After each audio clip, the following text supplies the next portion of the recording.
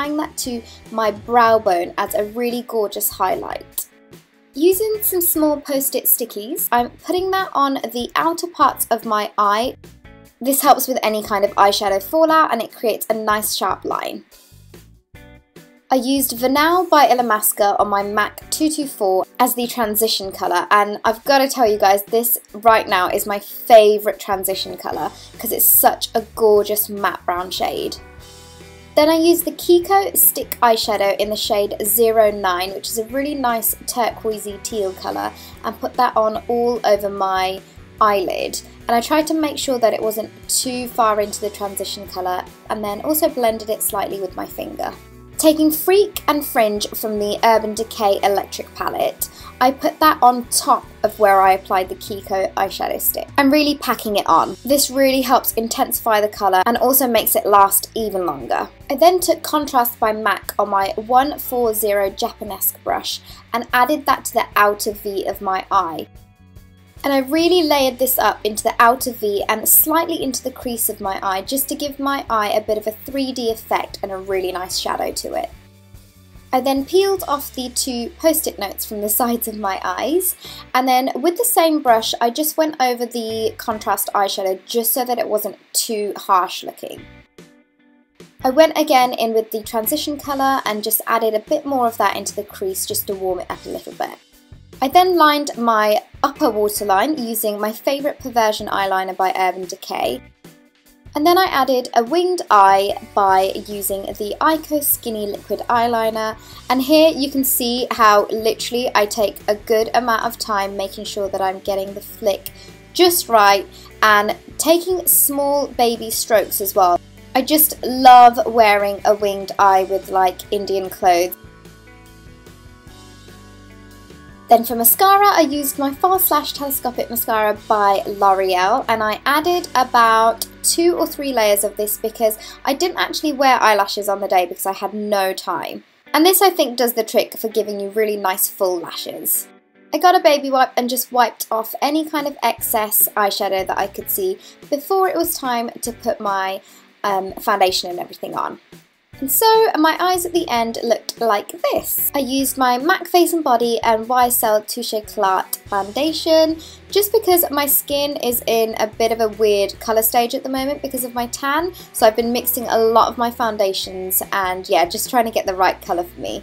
But yep, I'm applying this on with my favourite beauty blender and just making sure it's nicely blended into the skin. I used the Maybelline Eye Eraser and Kevyn Aucoin Sensual Skin Enhancer as my concealer, and it's acted as a bit of a highlight as well because it is a lot lighter than my skin.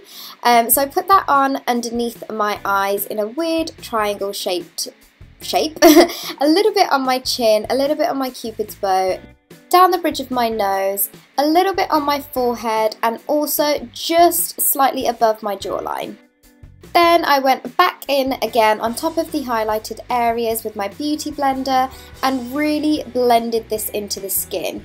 It's always a really good tip not to move the product around too much, but simply like press it into the skin so you're not moving any highlight around your face where it shouldn't be. For contour, I used my Crushed Walnut eyeshadow by Natural Collection on my Charlotte Tilbury sculpting brush and applied that to the hollows of my cheeks and into my temples, all around my hairline as well, and also on my jawline. I decided to contour my nose really slightly using the Sigma E40 brush. For bronzer, I used a Sephora press powder in a deep brown colour and applied that just over the contour just to warm my face up a little bit and yeah, just make me look a little bit more bronzed up. I've rediscovered my favourite NARS Dolce Vita blusher and I put that on the apples of my cheeks, and I've literally missed this blusher so much, it's such a gorgeous colour. For my cheek highlight, I used the Mary Luminizer by The Balm Cosmetics on my Real Techniques setting brush. I just love this highlighter, it's so beautiful. And I also put this down at the bridge of my nose, a little bit on my forehead and my cupid's bow. Then I got some more of the contrast colour by MAC on my angled brow brush by Real Techniques, and I applied just a little bit of eyeshadow into my lower lash line. I used Twice Bake eyeliner by Urban Decay in my lower waterline because I wanted a bit of a softer look, so I always go for brown when I want a softer kind of eye look at the bottom. Again, going in with the same False Lash Telescopic Mascara on my bottom lashes as well.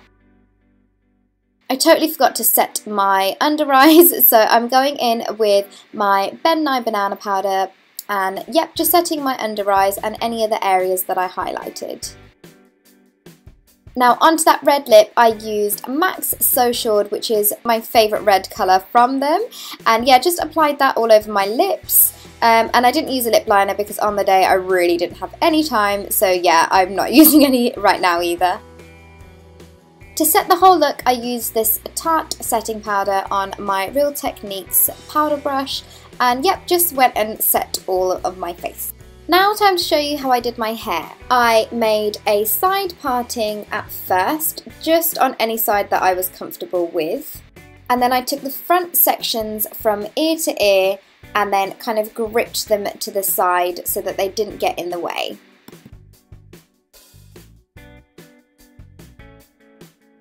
Then I went into the back sections and started backcombing. I took long horizontal sections and then just grabbed my comb and started backcombing away, and once I had backcombed each section I also sprayed it with a little bit of hairspray.